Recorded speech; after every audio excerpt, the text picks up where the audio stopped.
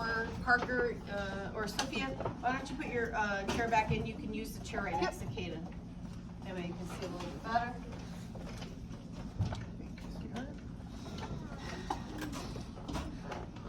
Okay, so who knows what Monday is? What's Monday? Keegan? Well, we don't have school, right? Why do we not have school? What's Monday?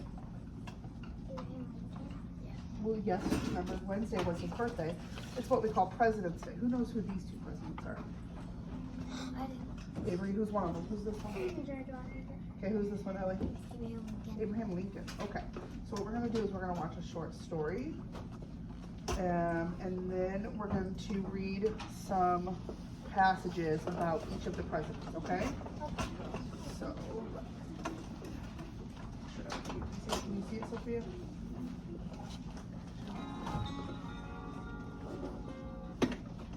If I Ran for President, written by Catherine Stan, illustrated by Lynn Adler. It would be great to run for President of the United States. If I ran for President, I'd hope the people of the United States would choose me for a very important job, the job of leading our country. And I'd hope to follow in the footsteps of past presidents, such as George Washington, our first president, Thomas Jefferson, Theodore Roosevelt, and Abraham Lincoln. I'd have to think carefully about my decision to run for president. Capital I'd want to know letters, how my family felt about punctuation. it too. Then I'd ask myself, am I the best person for the job? Am I ready to work very, very, very hard for my country? Do lots of people believe in me? And will they help me run for office? If I could answer yes to all those questions, then I'd declare my candidacy. That means I'd announce I was interested in the job of President of the United States. If I ran for president, I'd run a campaign to let voters learn all about me. People who thought I would be a good president would donate money or time to help. I'd hire people to work on my campaign too. Campaigns can make a candidate famous. Soon, my name or face would appear on signs, buttons, bumper stickers, and t-shirts. I'd even star in television commercials. If I ran for president, I'd work with my political party. That's a group of people who share the same beliefs about how the country should be governed. They support candidates who uphold those ideas. The two major parties are the Democratic Party, their symbol is a donkey, and the Republican Party, their symbol is an elephant. There are other parties too, called third parties. But the people besides me would want to be president. The Republican and Democratic parties must choose whom they'll support in the election. In some races, like Iowa, the parties each hold meetings called caucuses, where members pick their favorite candidate. In most states, party members hold an election called a primary. Caucuses and primaries show which candidates are popular with the voters and who might have the best chance of being elected president. The first primary is held in New Hampshire. In the winter, they hold the presidential election. I'd be sure to visit there, but I'd have to bundle up. In the summer before the election, the political parties announce their candidate for president. The major parties make this announcement at meetings called conventions. Each state sends delegates to the convention. Delegates vote for the candidate who was most popular in their state. A convention looks like a big celebration full of cheering and chanting, balloons and confetti. Millions of Americans watch the excitement on TV. By the time of the convention, everyone usually knows which candidate will be chosen, but the delegates still hold a vote. If my party chose me to run for president, I'd make a speech to get everyone excited about helping me win. I'd tell the American people about my platform, my plans, ideas for our country. My running mate would make a speech too. That's the person who'd be my vice president if I became president. If I ran for president, I'd be invited to debate with other presidential candidates. A person called a moderator would ask us questions. People across the country would listen carefully to our answers. Reporters would ask me questions too about my life, my family, even my kitten Sassy.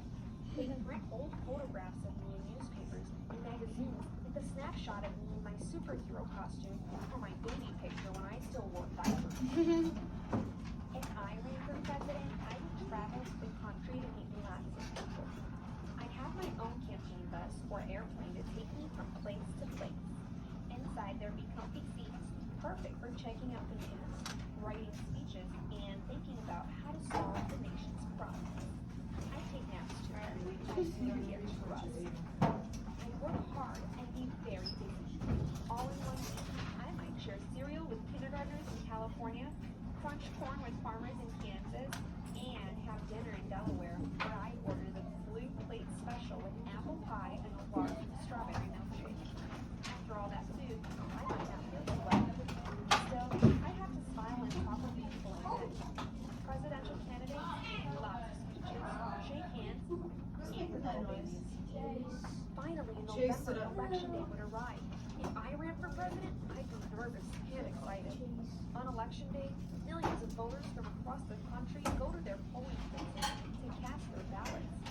That's another way to say that they vote. In our country, people vote private. No one but you knows how you voted. But I know I would choose my favorite candidate. Me.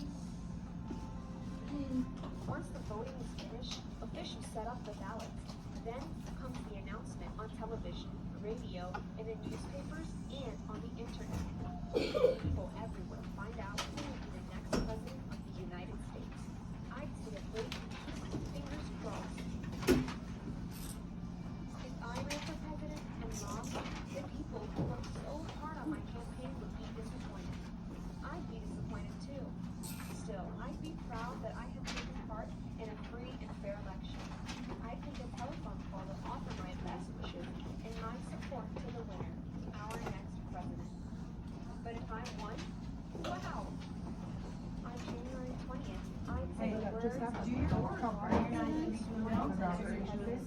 On that day, my inauguration day, would be a parade We didn't and have a that day because big it was ball. Martin Luther King Day, right? Then I'd move into the White House in Washington, D.C. to begin my 4-year term as President of the United States of America.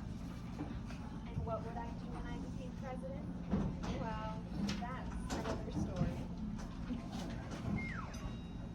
So, do you guys think being a president is easy or hard? Hard. Awesome. So, along those lines, do you guys know what an opinion is? An opinion is what, Avery? Somebody likes dogs and we don't. That's how they feel, right? So you guys, what we're gonna do is, we're gonna read about George Washington, so take one, pass it down, and then we'll read about Abraham Lincoln. While we're going, I'll just read through this. While we're going, I want you guys to underline things that you think are important, because at the end, you're gonna write about who you think was a better president, George Washington or Abraham Lincoln, right? So you guys are gonna write an opinion about who you think was a better president. Okay? And I want you to find facts within your articles. Parker, does that make sense? Bo? Kaden? Yeah? Parker, you have 2 of them, buddy?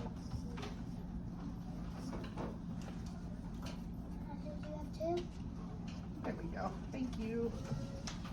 Alright. Okay. Alright. Let's follow along, okay? George Washington was born on his father's tobacco farm in Virginia on February 22nd, 1732.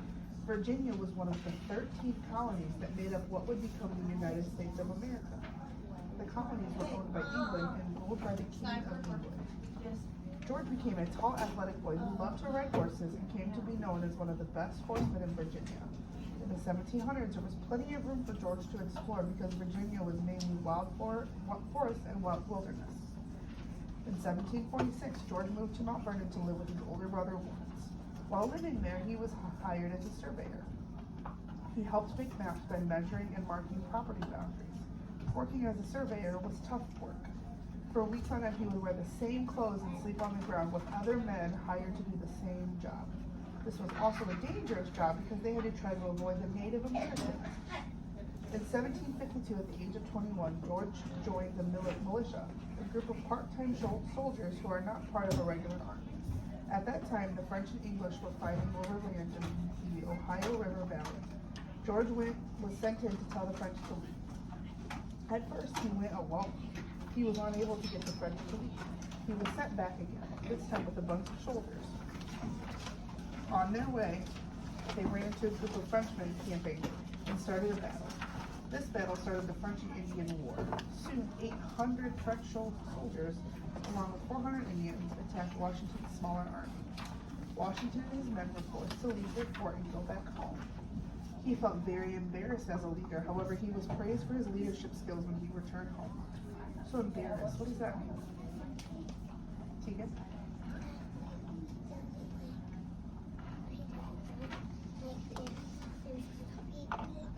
Was he proud of himself or was he mad at himself? He was mad at himself, yeah. After the war, George returned to Virginia to live at Mount Vernon. At a dance, he met a very rich widow. Her name was Martha Custis. On January 6, 1759, they were married. They lived at Mount Vernon and farmed tobacco and peace. George and Martha never had any children of their own, but he did help raise her 2 children, Jackie and Patsy. During this time, he became an elected member of Virginia's House of Burgesses. This group met in Williamsburg. Virginia voted on local issues. In 1765, the English government started taxing the colonists. This made the colonists furious. Remember, livid, that was kind of one of your guys' words that Miss Foley was just talking about, right? They decided they wanted their independence from England. In June of 1775, George Washington was asked to lead the Continental Army. The War for Independence lasted from 1775 to 1783. No one thought the colonists would win, but they did. Washington led a short, surprise attack against the enemy. Washington also received help from a man named Baron von Steuben. He taught Washington's men to work together. Washington never showed fear as a leader, and his men both respected and were extremely loyal to him. That might be a good thing to underline, guys. Washington never showed fear as a leader, and his men both respected and were extremely loyal to him. That would be a good point if you're going to say that George Washington was the better president. That would be a good point. After the war, George headed back to Mount Vernon. He was 51 years old and ready to retire. At 1787, at the convention in Philadelphia, the Constitution was written. Who's heard about the Constitution before? You guys heard about the Constitution? It mapped out the kind of government George Washington had hoped for. Next page. The new government would have 3 branches of power: a president, a Congress to pass laws, and a Supreme Court to rule on whether the laws were fair. No branch would have too much power. George Washington was voted to be the new president for this government. So that's how the presidents became about, right? Washington served for 2 4-year terms as president from April 30, 1789 to March 4, 1797. He worked very hard to set up a good government. He helped organize a place to make money called the Mint. He also helped start banks and the U.S. Post Office. There were many ideas about how to run a new country. This caused members of the government to fight. Washington tried really hard to get everyone to work together and keep the government from falling apart. Shortly after his second term as president, Washington became ill and died on December 14, 1799. He was buried at Mount Vernon. He was a brave general and worked very hard as the first president of the United States. He made sure our country got off to a good start. He is remembered as the father of his country. Okay, does anybody have any questions? Okay, take 1, 3, take 1 and pass it on. This is Abraham Lincoln. Okay? This might be the one you guys know more about. You guys know one about either. What was that? Yeah. Okay. Remember, he just had a birthday on Wednesday. Everybody have one? Okay. Abraham Lincoln was born on February 12, 1809 in a log cabin in Kentucky. His family was poor and moved from one small farm to another, trying to make money. They moved from Kentucky to Indiana and finally settled in Illinois. The family moved from state to state to avoid slave states. His family was against slavery. That's kind of important to know about Abraham Lincoln, right? Because that was one of his biggest campaigns, was that he was against slavery. Abraham and his older sister Sarah worked hard as children. Some of his chores included splitting wood as well as plowing and harvesting. When Abraham was 9, his mother died. There were not many schools in Kentucky when Abraham was growing up. He only went to about a year worth of school. He did learn how to read and would read any book he could get hold of. Abraham did not know what he wanted to do when he grew up. He knew he did not want to be a farmer like his father. When he was 21, he left home to find a job. He was hired to help sail flatboats down the Sangamon River. The owner of the company was so impressed with Abraham, he opened a store and let Abraham manage it. People trusted him because he never tried to take more money from them than necessary. Nope, you cannot talk right now, Gavin. He joined a debating club, took part in town politics, went to meetings with the local court, and even gave people legal advice. In 1832, he ran for the Illinois State Legislature. He didn't win, but the next time he ran, he won. He continued reading books about law and taught himself enough to pass a test to become a lawyer. In 1837, he moved to Springfield, Illinois to work as a lawyer. He was known for carrying important paperwork around in his tall stovepipe hat. Has anybody been to Lincoln's house in Springfield? What? Has anybody been to Lincoln's house in Springfield? Yeah? You guys will get to go in, I think, 5th grade. Parker? Paper? You got one, buddy. You need one of these? Oh, did you need one? They're like 2 hours. Oh, that's George Washington. Is that the extra one? Okay, you can give it to him. Hey, Parker. Parker, there you go. Sorry, buddy. Wait, 8 is from here 2 hours. 2 hours, yeah. That's where I go without one toward Lincoln's house, just 3 hours away. Okay. Lincoln's interest, we're on the second page, Parker. Lincoln's interest in politics continued. He joined the Whig Party and became the most important member of Illinois. He also met a woman named Mary Todd in a dance. They married on November 4th, 1842, right? Almost in the second page. Okay. Together they had 4 sons, however, only one son lived to adulthood. In 1846, Abraham Lincoln was elected as a representative from Illinois. After his 2-year term, Abraham took a break from politics in 1854. He decided to run for Senate. He was not elected. A new political party was being founded called the Republicans. The Republican Party chose Lincoln as their candidate for president. It was unlikely that he would become president because he only had 1 year of school, had little experience in national government, and every time he ran for the Senate, he lost.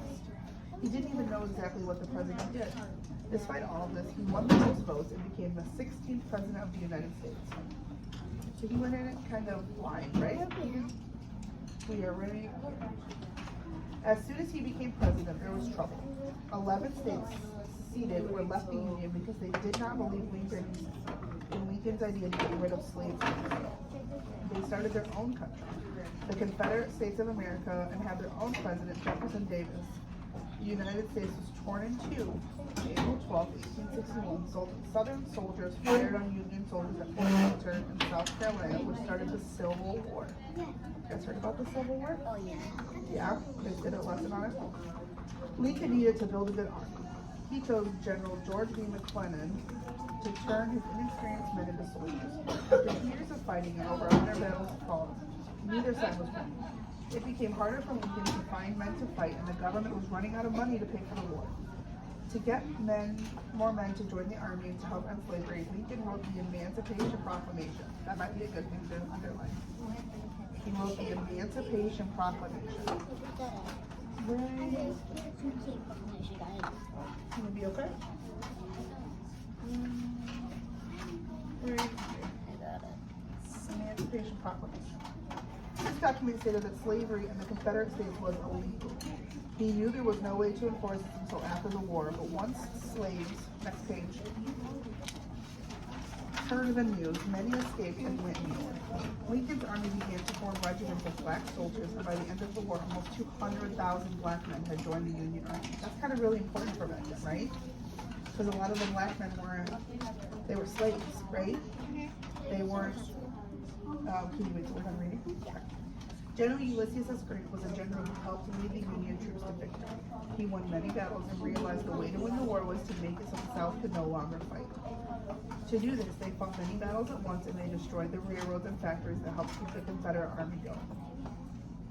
Throughout the war, thousands of men lost their lives.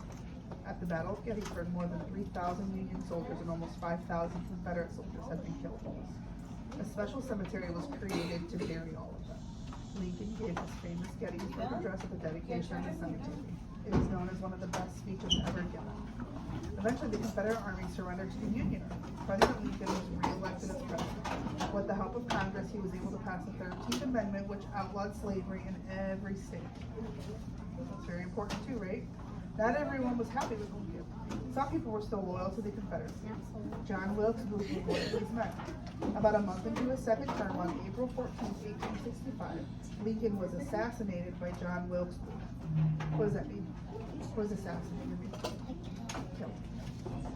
The American citizens were greatly saddened by his death. Lincoln's coffin was put on a special train and sent to Springfield, Illinois, where he was buried. Okay, so between those two, you guys don't have to tell me, but do you guys have an opinion on who was a better president? Yeah, okay. So, nope, we're just gonna write. I want you guys to just write about 3 to 4 sentences. Yes, you pass that to, and then pass those. Yeah, you need a pencil, yeah. Okay, can you grab her one, Ellie? Can you grab Avery one? And Sophia?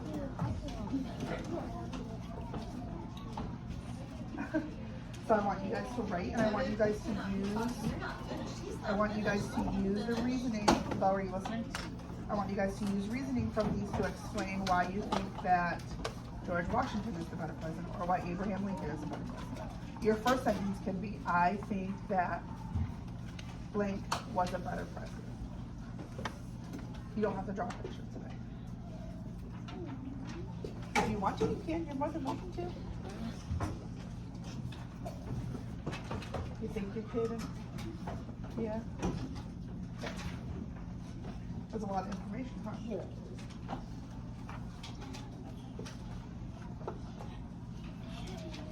Their names are at the top of their paragraphs if you need them. Okay, Parker, you need help? Who is Okay, come here. You're gonna come sit by me. this? Is it you? Okay. So. Oops, sorry, Parker. Okay. All right. Here, I'm gonna give you your sentence to start with.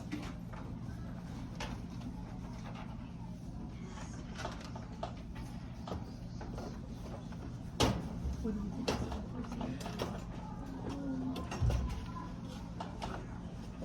Abraham Lincoln or George Washington?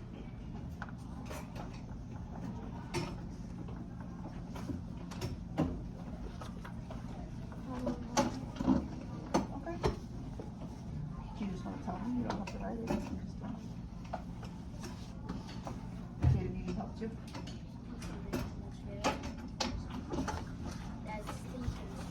That's okay. Here. Parker, can you look at the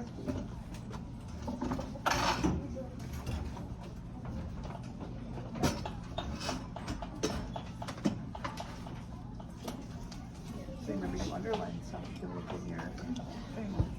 So what do you think is the better place? So write his name, Parker. If you're finished with your things, you can color His name's your right there. owl. Why are you saying? There's his name. Oh, you were bringing Parker's chair over? Thank you. Right his name. And make sure you have a period and a capital letter.